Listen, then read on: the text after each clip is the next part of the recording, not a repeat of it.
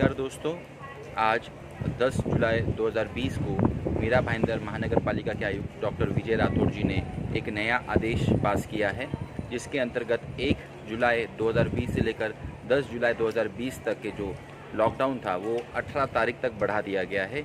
नियम बिल्कुल वही होंगे और 7 तारीख को जो एक नियम आया था कि न्यूज़पेपर वेंडर अब न्यूज़पेपर बेच सकते हैं और मेडिकल की जो टाइमिंग थी मेडिकल स्टोर्स की सुबह 9 से रात के 9 तक कर दी गई है।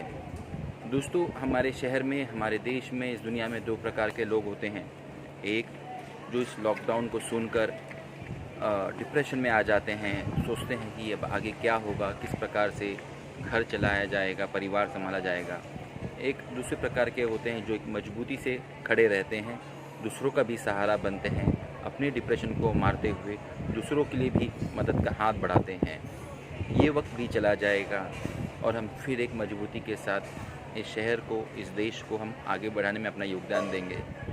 तब तक धैर्य रखिए और मजबूती से इस नियम का पालन करें, जिसमें हम अपने परिवार की सेफ्टी रख सकें, अपने बिल्डिंग के पड़ोसियों की, अपने एरिया के पड़ोसियों की सेफ्टी रख सकें और इसी नियम को हम आगे भी लोगों को भेजते रहें कि हमें नियम का पालन करना है, जिसमें कम से कम कोविड-19 पॉजिटिव केसेस हमारे शहर में पाए जाएँ।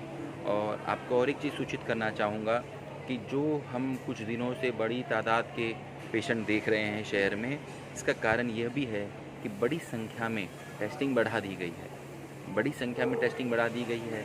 लोगों को रहने ठहरने की जो बीच में सुविधाएं की दिक्कत हो रही थी, क्वारंटाइन सेल की हो, सीसीसी की हो, हिम्बा की हो, कारण अचानक टेस्टिंग बढ़ाने से नंबर्स भी ज़्यादा आने लगे और उतने चीज़ों की तैयारी नहीं थी।